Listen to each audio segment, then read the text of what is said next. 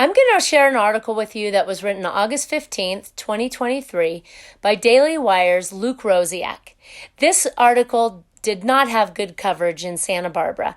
Why the local press didn't want to cover it, I don't know. But you'll be as shocked as I am after I tell you the details of this story. The name of this story is Scared for My Safety. Sexual assault victim stunned as leftists defend teacher who attacked her. Quote, I don't understand why I have to be villainized so they can feel better about their ideology, immigrant victim abused by now fired teacher says of leftist activists. The sexual assault victim of a criminally convicted teacher who just years ago lost his job for nibbling on the girl's ear and touching her inappropriately says she is scared for her safety, after seeing far less activists defend her attacker as the real victim. The young California woman, a Hispanic immigrant, who the Daily Wire is referring to only as Maria, says she was abandoned by ideologues who often talk about victimhood and female rights after she was abused at the hands of a black teacher with deep ties to the activist left. Matef Harmachis, a socialist and black nationalist, was repeatedly put on leave by the Santa Barbara Unified School District in California for misconduct. The final straw was on May 4th, 2017, when Harmachis came behind Maria during study hall and growled in the student's ear like an animal, and then bit or nibbled her ear for 10 seconds, according to California Commission on Teacher Credentialing. Police said Harmachis admitted to, quote, kissing Maria on the left ear fairly early on in the interview and said, kiss, bite, whatever. 3 months later, he pleaded no contest to a misdemeanor charge of battery in exchange for a sentence of 1 day in jail plus probation.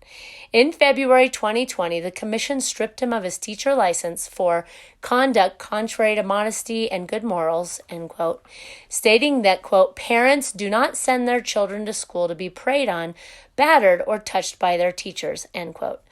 Maria sued Harmachis as well as the district for keeping him in the classroom and won a nearly $1 million settlement. The Daily Wire reported this in May. Maria thought that would be the end of her ordeal, but even after Harmachis was convicted, fired, and settled in court, politically aligned activists and educators are using leftist politics to erase his victim and excuse his behavior. The Santa Barbara Independent newspaper in June published an op-ed by a local activist named Marcelino Sepulveda, quote, on behalf of concerned educators in Santa Barbara County, end quote.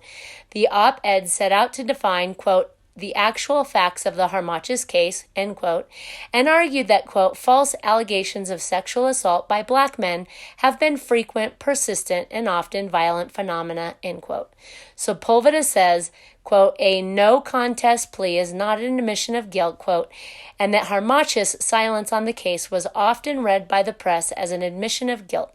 Harmachis did not, in fact, remain silent on the case. He told the Daily Wire last year that Maria was a, quote, Karen for tattling on him. Also in June, Sarah Bazan, a psychologist who co-founded Ethnic Studies Now, Santa Barbara, and once worked for Santa Barbara Unified School District contractor, penned an op-ed in the same newspaper stating that she has witnessed the deep respect and appreciation students had for their then teacher, Matef Harmachis. These, quote, these are dangerous times, especially for people of color, end quote, Bazan wrote. Quote, legal attacks are a strategy to undermine the work of social justice, end quote. Maria said these articles written by individuals who claim to be defenders of women made her fear for her safety in the community. These people are really unhinged, Maria said. Quote, when I saw those articles, I was really scared for my safety, end quote. Bazan, an ethnic studies activist like Harmachis, has frequently opined on women's rights as well as racial equity. In June 2018, after Harmachis had already been convicted of assaulting Maria, Bazan spoke at a school board meeting with Harmachis a few feet away in the front row to complain that assaulting women has become, quote, almost acceptable, end quote, in society. As a therapist for many years and now as a supervisor at the county mental health clinic, I see the ravages among our young women who are being sexually harassed by our football players, quote, Bazan said. Quote, I see how rape culture has become common and almost acceptable. What are we doing about that? Ethnic studies encompasses protecting and learning about LGBT community, racism, and sexism. Maria believes the activist smear campaign against her aims to protect the reputation of Ethnic Studies Now, an activist group with a chapter in Santa Barbara that aims to integrate ethnic studies into public school curriculums. The group also has a track record of associating with child abusers. The executive director of the group's Washington State chapter, for example, married a convicted child molester and moved her daughter in with him. Quote, it's a very tight-knit group dedicated to social justice, end quote, Maria said. Quote, where it goes wrong is we want this by any means necessary. I honestly don't think it matters if it means inflicting harm on an innocent person. I don't understand why I have to be villainized so they can feel better about their ideology, end quote. To call me a liar makes them feel better because he can still continue to be part of that organization, she said. When in reality, they're giving a pedophile legitimate access to what they want, which is underage children.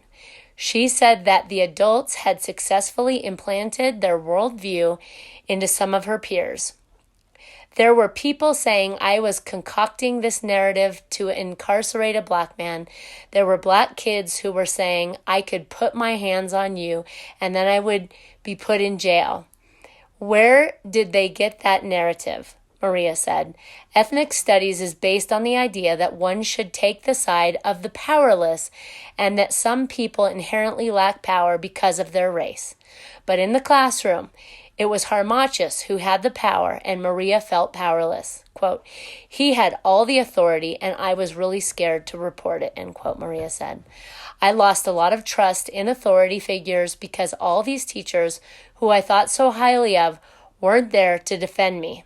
Numerous figures in the local education community have defended Harmachis, often invoking his race to claim that the convicted pervert, not the Hispanic teenager, is the victim. Harmachis' wife, Diane Fugino, a professor of ethnic studies at the University of California, Santa Barbara, wrote a letter to the Credentialing Commission saying that she believes her husband is fit to be in a classroom and that he has addressed any shortcomings he may have had. Bazan wrote to the Credentialing Commission to say, quote, Mr. Harmachis and myself work side by side with the youth to support their efforts at establishing an ethnic studies course as part of the high school graduation requirements, and that he, along with myself and our core group of organizers, are still working closely with the community and the school district. Paul R. Spickard, a professor at UCSB who teaches Black Studies, wrote to the Credentialing Commission saying, quote, I understand that there has been some difficulty between Matef and the school district recently, perhaps generated by his unswerving advocacy for his students and for social justice. His fellow teachers reiterated the belief that Harmachis was being targeted for his political activism. One teacher, S.A. Jordan, told the commission that Harmachis was, quote, a person who stood up for what is right, and unfortunately, our administration is not comfortable with teachers standing up and facing them. Another teacher, Anthony Jackson, defended Harmachis even while acknowledging that he, quote, allegedly bit a female student's ear, allegedly touched her buttocks during a hug, and was convicted of battery. Other indecent in Harmachis' disciplinary records include a time he dragged a boy out of the classroom for wearing a pro-Israel shirt, referred to a teenage student as his girlfriend, told a girl in his class she makes him, quote, forget he's married, and making a sexual threat to a female student, telling her to stop talking or he'd have to show you what your mouth is for. Asked about the legal settlement, Harmachis, who is from Riverside, California, but claims to be African and adopted the name of an Egyptian god, told the Daily Wire, Hot Tep, peace upon your family.